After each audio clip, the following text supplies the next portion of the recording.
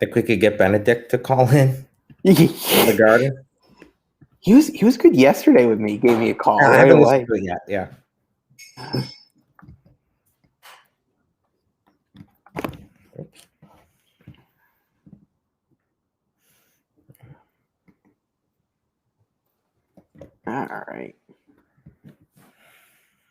All right. As always, we got Big Slick first in the chat and joining us today. Hey everyone. We figured Russ is doing some post games, press conference stuff afterwards. So join you pregame today before UConn-DePaul. Plus, things get too crazy after those late night games. So keep it PG-13 on the pregame show here. So Russ, thanks for hopping on. Excited to finally be back in the Big East tournament. I even pulled out the old retro jersey for tonight. I only bring this one out for the big game. So excited to What get number things is on over. there? This is the 34. Okay. Signed by my favorite 34 of all time, Alex Oriaki. Alex Oriaki. I was trying to think really quickly of like a really obscure number 34 that I could say that was instead of Ray Allen. Yeah, no, Oriaki does the trick there. Okay. So I guess before we can dive into UConn-DePaul, Russ, what are your thoughts so far on the Big East tournament? Because it's been quite a crazy tournament to start here. Yeah, except for the game that just finished up, it's been a great tournament so far. Yeah. I just saw Creighton destroy Butler, but the Villanova-Georgetown game was a lot of fun, went right down to the wire. And the Seton Hall-St. John's game was one of the most exciting games I've watched all year. That was a really traditional Big East tournament game. Physical, they let them play, came down to the end, went to overtime between two of the original Big East teams. That was great to see and kind of remind you why we're here and why it was so important to get back here again. And I remember, and now it's almost 2 years ago when it was first announced that UConn was going back to the Big East. All of the talk among the fan base, it wasn't necessarily playing Georgetown in January. It wasn't, 2 games with Villanova a year. It was this 1 week in March. Yep. And we're finally here, and we're minutes away now from actually seeing UConn take the court at Madison Square Garden in the Big East tournament. Yeah, no, this has been the week that everyone's had circled. And of course, we get the last game possible out of the first our first game there. So having to wait a little bit, but I think it'll definitely be worth the wait tonight. And agree wholeheartedly with everything you've said on the tournament so far. I think the Georgetown result was not that I expected them to win today, but I did think whoever came out of that 8-9 game would be able to give a beat up Villanova team a run for their money today. I thought it was going to be Marquette, but again, that team kind of showed their Jekyll and Hyde yesterday in what they were able to do. But I'm excited for tonight. I know we all had Providence circled in this matchup tonight, and instead we get DePaul. It seems like Charlie Moore and that team got things clicking last night for, what was that, Russ? Win number 5 for them of the year? Yeah, I think they're 5-13 now. God, I hope UConn isn't overlooking them because Providence clearly did. And God, imagine having the top of the bracket fall apart the way it has, giving UConn a real opportunity to play a great Creighton team tomorrow night for what could essentially be the Big East championship game, and then just losing before you even get there. Yeah. So, God, I hope that doesn't happen. Good news, though, is no matter what happens tonight, UConn's in the NCAA tournament. Don't have to worry about that. Yeah, I think so. What this week has been so far, which has shocked me the most, is that all of these teams that were on the bubble, they've done nothing to help their case this week. I don't think there's one bubble team that's really stepped up and done anything this week, unless I'm mistaken. No, I think you're right. It's too bad, too, because I thought, when Syracuse lost this morning, I thought, okay, well, if a couple of the other bubble teams win, solidify their spots, and Cuse is going to have a tough time getting in. And then, of course, I just watched Boise State fall apart against Nevada. So that's out the window. Michigan State's probably in anyway, but they had an opportunity that they blew earlier today as well. Yeah, no. So it's going to be an interesting bubble to see who ends up getting in. I know Xavier, I saw a tweet earlier today, is trying to schedule one or maybe even two more games before Sunday, possibly, to try to see what they can do. But I think it's going to be a pretty tough case for them. Yeah, I know St. Louis was pretty openly stating that they're looking for a game. They're in the same situation, I would think, as Xavier, where they're on the bubble, but probably on the outside looking in. So if the two of them could get together, that would make a lot of sense for both teams. You're probably not going to see Xavier able to get a game against a team that's currently projected to be in the field, even if they're a last four in kind of thing, because, a loss there would probably doom them. But for a team with nothing to lose like St. Louis, it's a possibility if they can make it happen. But, man, that's a really tight turnaround. Yeah, and I'm curious, too, to get your thoughts, because I'm not even sure if Xavier were to go out and, say, beat St. Louis, is that enough to still get them in based on the way they kind of tanked down the stretch here? And I'm not necessarily sure about that. Yeah. Yeah. But if they were to win, I mean, it would only help them. They could win. But, yeah, that might not be enough. And I can't remember if we talked about this on the last one, if I just mentioned this in passing somewhere, but I think the bracketologists, especially the professional ones, tend to be way too reactive to one individual game and don't really look at resumes as a whole like they should.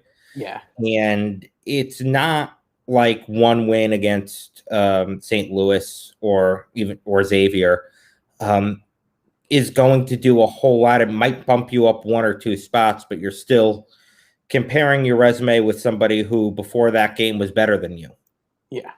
Yeah. No, it might make a difference. It might not. I really don't know. So let's get into tonight's game a little bit against DePaul. Looking at what we've done so far against DePaul in the game with James Bouknight, beat him 82-61. In the game without James Bouknight on the road there, win by 70, 60-53. Game tipping off at 9 o'clock for Chris there. But what are your thoughts heading into tonight? I know the line opened pretty big for those who look into that. I think it was a 12.5 or 13.5 point spread to start, which is just mind blowing to me to get a big line like that in a conference tournament game. But again, it is DePaul. But again, they show what they can do when they're clicking last night. What are your thoughts on them heading in the matchup tonight? Well, I'm thinking about the two games that they played this season, and obviously the one at Gamble, 82-61 win for UConn was a lot different from a game where they really had to storm back late to win in Chicago. But a couple of things that were common threads there is that DePaul defended UConn really well in both games. UConn with less than a point per possession in each one. Another maybe to UConn's benefit is Charlie Moore and Javon Freeman-Liberty really didn't have good games either time. Right. UConn held them both in check, and it was Darius Hall who kind of stepped up for the Blue Demons in those two games. He played, I think, only 8 minutes last night, scored 1 point. So if UConn could continue to do a good job on Moore and Freeman-Liberty, and I think they should be in really good shape. Huskies obviously playing great over the last couple of weeks. They'll be fired up in this one, getting back to the Garden. That's why I don't think it's going to be a problem that they're playing the lowest seed in the tournament as far as being able to get up for them. This has been a game 2 years in the making for the program. And so for that reason, I mean, they could be playing DePaul, they could be playing Villanova. I think they're coming out with the same energy. Yeah, no, I agree. I think you get a really fired up team. I know Big Slick's mentioned here, and I agree. It's the James Bouknight homecoming, coming back to New York City, getting that first Big East game at MSG tonight.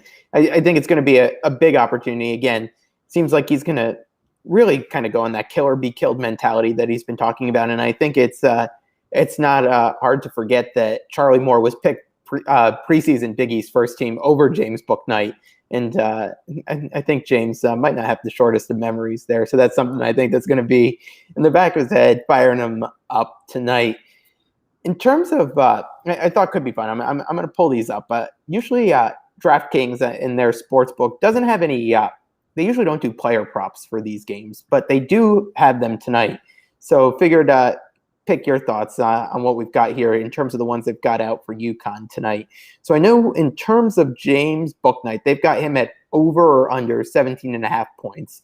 And I feel like Bouknight's been an automatic 20-point per game player the past few games, or at least since he's been back. And even before then, you agreeing with me on that one?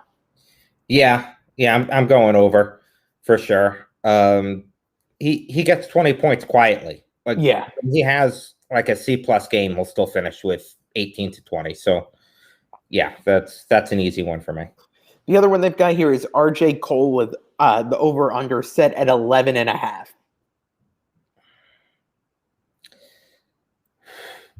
It's a right on the money number there. I feel like it is. Instinct tells me over, but if he's over and Bouknight is over 18, now you're starting to get into a situation where you've got multiple guys putting up above average games, which is certainly possible. But you could go down the list. I'll say over for everybody, and it would put UConn at 150 points. And I'll say, yeah, no, that's right. That's right. Let's see what else we got here, because they did open it up tonight. We could go on the rebounding side for a little different one here, and they've got Isaiah Whaley with over or under 6 rebounds tonight. Okay. Give me under, and I agree there. I'll say that because he's only getting defensive rebounds tonight. UConn's not missing shots. I like that. The number is pretty. It's a full rebound higher for Tyreese Martin. He's at 7 rebounds, and I know he's been pretty good at pulling some down. But again, that's a relatively high number for me, I thought. I'm going to go over because he'll get 3 of them on one possession. There's a few layups. Yeah. All right. I like that one there. They've only got 1 on assists, and again, that's for RJ Cole, and it's set at 4.5. Over, because I think if Bouknight's going to have 20, Cole will assist on at least a couple of those, and then he'll probably hit Martin in transition. He'll hit Sanogo on an entry pass. I'll go over.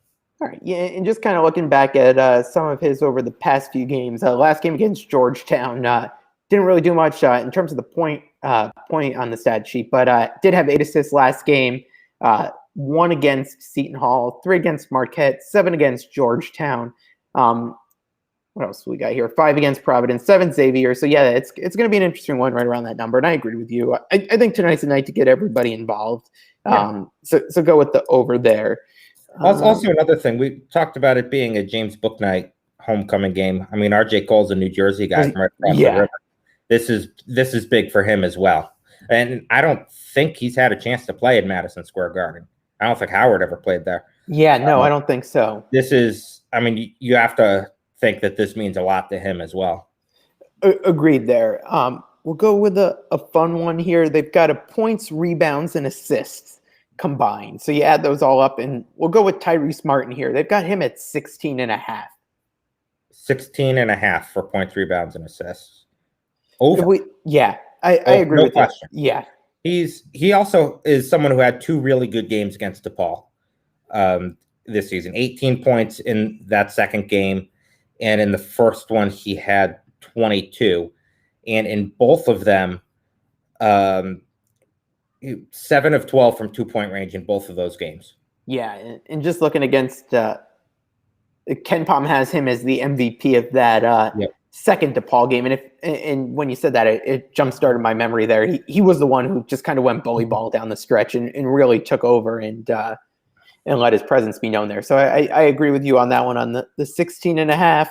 All right, we could go for one more just for fun here, and it's the same one with points, rebounds, and assists, and the number for Whaley is 14.5. Ooh, and that's one I'm really stuck on thinking about. He has been a little bit more involved offensively. And and what did we say? We had him at under 6 rebounds. So then, yeah, I'm going to go under, but he could still have a very good game without hitting that target. Just because he affects the game so much on the defensive end, that if he does his part offensively, then he has an outstanding game. Yeah, agreed there. So I think we've got some fun ones there just to keep track of throughout the game there. Add a little extra fun to it and see what we've got there. But Russ, anything you want to see in particular out of UConn tonight in this game that you want to see out of them? Not only to win the game, but kind of look going forward at what this team needs to do to be successful, whether it's looking ahead at the rest of the Big East tournament or come next week in Indianapolis. Two things. I want to see them get out to a good start and maintain that lead, first of all. I don't want them letting DePaul back into the game. I don't want them to be in a situation where they're kind of having to struggle at the end to close it out, and then that kind of mindset takes you into Creighton the next day.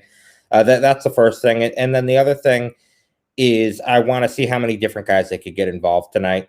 The one game UConn had against Creighton where they were right in it at the end was when they needed 40 points from James Bouknight. That was before Bouknight got hurt, so it was before everybody else was forced to elevate their games. And I think we've seen since Bouknight has come back that guys like Martin and Cole especially, and Adama Sanogo as well, have all continued to sustain the level of play that they needed to for UConn to even just tread water without Bouknight. I'd like to see them all have strong games as well, get a good 40 minutes under their belt. And hopefully if all of that happens, UConn should have no problem winning the game. Just pray to God that, in 2 hours, we're not in a deep depression. Yeah, no.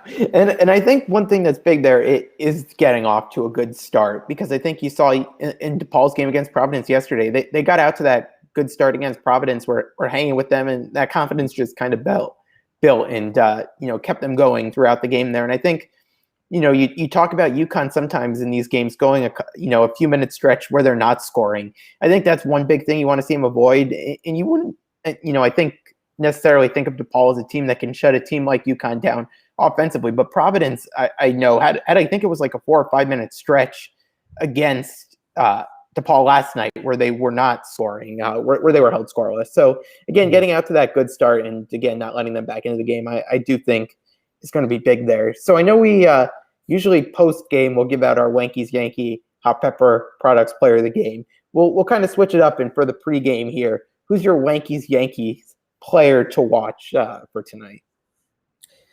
It's going to be RJ Cole for me. I mean, the easy answer is always Bouknight, but for me, it's Cole, the New Jersey guy, getting to play in Madison Square Garden. He's been on a pretty good run lately. Comes into this with a lot of confidence. Doesn't need to do too much now that Bouknight's back. I think he's in for a big game. And also just want to shout out Nets really quickly, because he said in the chat Tyler game. And if Tyler Polley can start hitting some threes, that is a run that he can sustain through 3 Big East tournament games en route to in all Big East tournament team selection, the championship. And that just feels like something that a UConn sixth man would do. Yeah. What were your thoughts on that? Because I was kind of surprised to see him get that Sixth Man of the Year award. I'm not necessarily sure who else would come to mind there, but again, wasn't like the first one to come to mind either. Yeah, I don't know who else could have won it, but for Polley, he won it because of that one stretch where UConn won those 3 road games, and he was unbelievable. Yeah, no, and it was when they needed him the most too. Right. So, big time efforts there. I think for my player to watch tonight, I'll go with the other Jersey kid on the team, and I'll go with Adama Sanogo. You've seen him throughout the season get better and better, and tonight playing in the Garden. First big game really under the lights there. It's going to be interesting to see what he can do and show what he's been able to do on that bigger stage tonight. So I'm looking forward to see what we could get out of him tonight. Yeah, I am too. I think the effort we see from him on both ends tonight is going to say a lot about how much UConn is able to relax in this game versus sweating it out. If he could stop the DePaul post players and also continue to produce offensively. I know there's a question in here about seeding for the NCAA tournament. Now playing DePaul instead of Providence and with Nova out, do the chances of getting a 6 or 7 seed go down? I don't think so personally. Again, I don't think there would have been that much of a jump in, if you get a win over Providence versus DePaul, maybe a slight bump there. But would have been quad 2. Okay. So you miss out on that. I don't think it's a big deal. I think win over DePaul, win over Providence, whatever. If they lose tomorrow, they're probably locked into that 8-9 game, whether it's an 8 seed or a 9 seed, I don't know. And if they beat Creighton, it doesn't matter who they play in the championship game. Right. That's going to put them on the 7 line at worst, I think. Yeah, no, I think I agree with you too. Who do you got coming out of the top pod tomorrow? Georgetown's been playing really well, but I do think it's going to be Seton Hall. Seton Hall ended the season on the 4-game losing streak. It looked like they were just phoning it in, and then they really gutted out a must-win game today against another team that was kind of flirting with the bubble at St. John's. So all it takes is just that one overtime, exhilarating win to kind of turn things around. And now they're facing a Georgetown team that they should be favored against. I think it's going to be Seton Hall, and I think whoever Seton Hall plays in the final, it's going to be a really good game. Yeah, I think I agree with you. Georgetown is interesting to me, though. When you look at their schedule over the past couple of weeks, wrapping up the season, 6 out of the 8 they've won 6 out of their last 8, with the 2 losses being those UConn games, which I think makes those UConn wins a little bit more impressive, at least to think about what Georgetown's been able to do to some of these other teams in the Big East. And I mean, what was it? UConn was up almost 30 on them the other day at Gambles. So I do think, though, Seton Hall is playing desperate heading into the rest of this weekend here. So we'll see what happens. I think tonight give us hopefully a no sweat one, and we can enjoy being back at MSG and really build up those stomach butterflies for tomorrow against Creighton, and see where we go from there. So, Russ, any final thoughts before we sign off and get everyone ready for tonight? It's weird not being there, but I could not be more excited to watch the Huskies play in the Big East tournament again. Yeah, no, it's great to be back. Hopefully get that win tonight and keep things going. So we're playing tomorrow. Russ and I will hopefully be back here and get you ready before the game then. So enjoy the game, everyone, and we'll talk later. God, I hope that's tomorrow. I know. Me too. That's all UConn fans need, right? Is the don't lose. Just don't. Yeah. Exactly. When we're not even asking you to cover the 12, like just win the game. Yeah. Oh, all right, everyone. Enjoy.